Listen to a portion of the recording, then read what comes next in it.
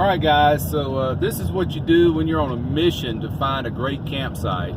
You take about 20 miles of dirt road out in the middle of nowhere. Look at this place. So I'm about an hour and a half west of Rocky Mountain National Park.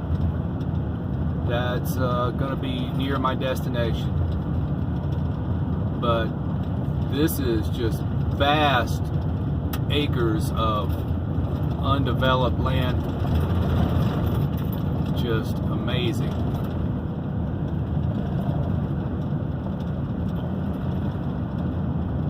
Alright guys, I got to keep the video file short. Not much data signal out here. Alright, till next time, take care.